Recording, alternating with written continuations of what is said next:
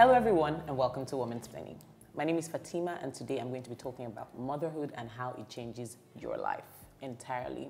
I remember saying the phrase, before I got married, a baby changes everything. I think it was even a song, and I was just like, how much can a baby really change? Well, let's just say I wasn't ready because everything changed. And I'm not going to be talking about this by myself. As always, I have a guest with me in the studio. Her name is Amalia. She's my friend. We've known each other for about 2 years. And she's a marketer, a feminist, and a mommy of 2 yummy little boys. Hi, Amalia. Welcome to the show. Hi, Fatima. How are you? I'm good. I'm good. So let's get right into it. Tell us about your experience as a first-time mom. The very first time you had a child. What was your experience? What was it like?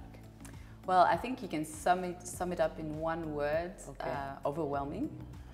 That's a pretty good word. Yeah, it gets I think really we've talked about this a lot, yes, this is a topic that I find fascinating. Yeah. Because you know, not a lot of people talk about the details of it. Everybody talks about how beautiful it is, how wonderful, and it is, yes. But it's also it drives you crazy, doesn't it? Yes, and it's so difficult to to get back on to yourself, to your true self. Right. Because so what was your journey? How okay, let's first talk about what is it about motherhood that was overwhelming? Just I want the details and I want the practicality of it, as opposed to just tagging it and being ambiguous. I think you have this idea in your mind of how it's going to be, and then you're hit with reality. And I feel it's very difficult to explain to somebody who hasn't had it. Yes.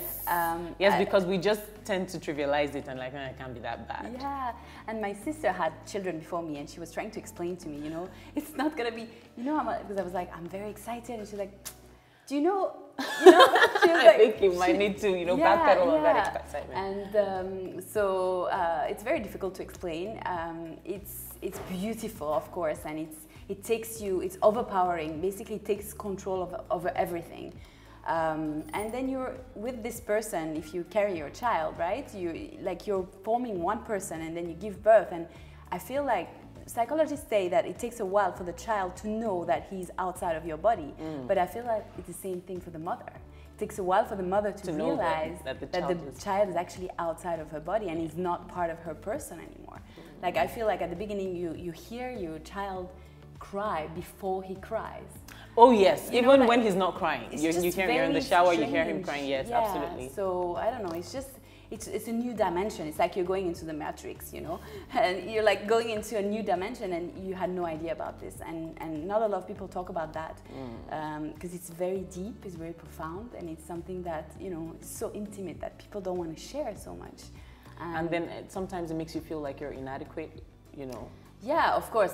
Then you have to juggle, and then you have to try to find your own self. Then you have to, connect with your husband again. Oh, yeah. And then, there's a lot of pressure around it, and but I feel like it's something very strange, very difficult to explain. Yeah. But I think you've explained it pretty well. Let's talk about mom guilt. Mom guilt. Yes. Well, I feel like so before I had children, I had principles, and then I had kids. That's really how you sum it up, right? And everything changes. Yeah, I mean, you just think, oh, I'm gonna be a good mom, I'm gonna do this, I'm gonna do that, and then you have kids, and you're like, okay, it's not working the way I thought. All right. And then also no judging anymore. Oh yeah, Nobody. I was just about to say that, because sometimes you see a mom with her child in the store, and the child is just like, and you're like, come on, get your kid together. When I'm a mom, I'll know what to do, I'll know what to say. Yeah. And then you have a child. Yeah, I have a very good story about that. Like, my sister had 2 kids before me, right? And I had just 1 kid, and I just got a 2nd kid. But before I had my 2nd baby, I was telling my sister, your kids watch a lot of screen time. Maybe it's not so good for them. And she's like, yeah, sure, whatever. Then I had my 2nd kid, and I was juggling the 2. My husband was working. I had no help at home. And I was like, one day my eldest watched like 4 hours of cartoons, and I called my sister, almost crying. I was like, I'm such a bad mom, he watched 4 hours of cartoons today. She's like, oh, what happened to you, Amalia? Did you have a 2nd child? I love her already. We need to meet her. I wanted to ask about finding yourself back. You know how it is when you're a mom and that's all you are. You're just a mommy. and you have to find yourself so that you can be a wife as well, and then be a woman. So what was your experience, and how did you get back to that point where you're like, okay, I'm me now, you know, and I'm better able to not juggle, but manage, you know, my new status quo? I think you have to relax. In my case, I just had to really let go and relax, and let go of the things that I wanted to be as a mother, and just, you know, go with the flow, profound, and, you know, find my new education style, which I guess is whatever works, you know. So you just go with the flow, and at the beginning I was trying to do everything so well, and then you feel chained to this little baby, especially if you're breastfeeding. You feel like you always need to be in this room, and you feel like a prisoner. But over time I was like, you know what? Forget about the theories, forget about everything. Just listen to the child. Listen to your own instinct, because in fact you have a lot of the answers inside you. Absolutely. You just don't trust them, because so many people tell you so many things. Even your mom, you know, or people that you really trust might tell you things that don't work for you. Absolutely. And they push it to you. So I've been that kind of friend, because I always try to give advice to my friend, and then since I had a kid I was like, you know what, let me not try to give too many advices. Let me just be there for the person. Because you've now experienced it and you know what that feels like, because every child is different. Just like every person is different, and every mother child, every mother is different as well. You have to find your own solution as a mother. Your own rhythm, So that's that, and then, you know, never losing track of who you are and being happy. I feel like as a mother, it's even more important for you to be happy and to find happiness first. You know, you always say put the oxygen mask on yourself before on the kids. Yes. And I think that should be the philosophy of any mother. It's not easy though, right? It's very because sometimes difficult. you might feel like, oh, you're being selfish. But like you said, I think something I have never really considered, and that's relaxing as a mom, because we always try to make sure that it's so perfect. Everything is put together. Our children look, you know, they're decent, they act right. Eventually, I think it all comes together, because there's sometimes, you know, I'm trying to hammer a lesson into my son. He's just 2. And I'm trying to hammer a lesson, and I'm like, no, you have to do it like this, you have to do it. And I repeat myself a million times, and one day he just does what I ask him to do. And I'm like, okay, it will stick eventually, just relax. You know, it's a serious thing, but it's not that serious. And if you put yourself under that pressure, I don't think you'll really be able to perform the way that, you know, you should as a mother and as a wife. And I also feel like people feel that children are mini adults, and they're not. They are a different kind of human beings that have different needs. And so why do you expect them to sit straight on a plane for 6 hours? I've seen parents do that, and I'm like, oh, I've let my children run around in a plane, and people are like, Mom, your children running around, like, where do you want them to go?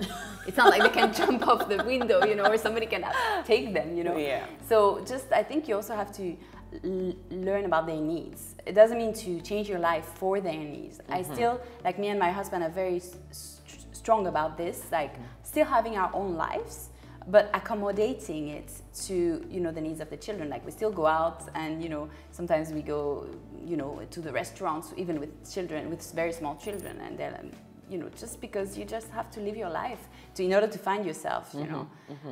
So I think you can't center your life around them, but you also have to understand them and speak their languages. Their language. So I know that you moved to Nigeria. What was your support system when you got here? Like, how were you able to cope when you got here? Well, I didn't really have a support system when I got here. So it was very challenging to moving with very small children. My son was 3 months, the latest one, the smallest one. So I think it was just a bit crazy, really, to do that. Don't move countries with, you know, very small children.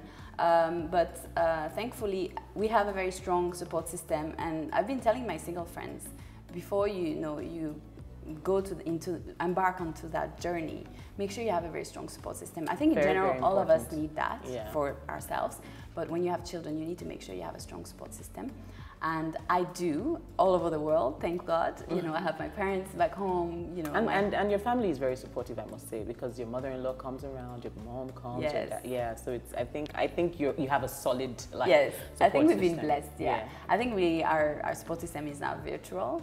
You know, we have phone calls. Like I call my sister any time of the day and night, crying, and be like, "Yeah, I can't do this." You know? And she's like, "No, it's okay, you can." Oh, I also had, you know, like we share experience, and you know, people like you as well. I have to say, it was so random how we met. It was really random, and the fact that we're still friends till today is like so much. You know, there's so much there. And we actually met around that topic almost because you just brought your. And I brought my son to the cinema. Like, okay, I'm going to go out. This couple is cool, you know. They're bringing their 8-month-old to the movie. You literally just walked up to us and said, like, we need to talk to them. Yeah, it was really cool. And that was almost 2 years ago. Yeah. It's amazing. So we're going to take a quick break now, but we'll be right back to ask some questions of Amalia and have her answer them in 60 seconds. See you soon. Stay tuned.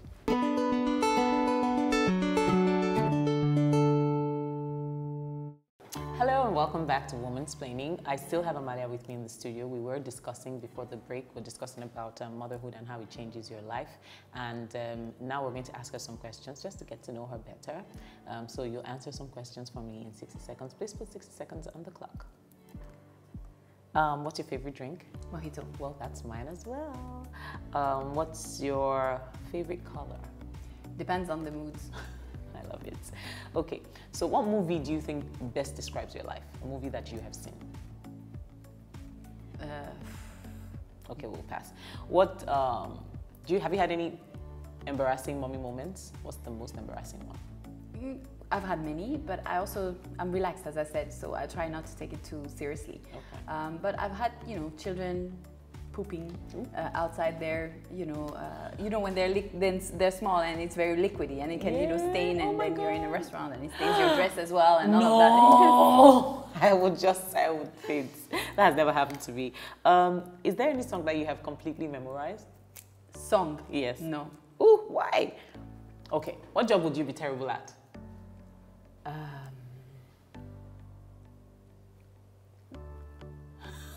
I don't think I'll be terrible at anything. Oh, look at that. Well, that's all the time that we have today on Womansplaining for this game. Thank you so much, Amalia. Is there anything you'd like to say to just summarize the entire day today? No, I think we've said everything. I just love the name of the show. So I think it's about time. Thank you, Amalia. Thank you so much for joining us today again. See you next time, same place, Womansplaining. Bye-bye.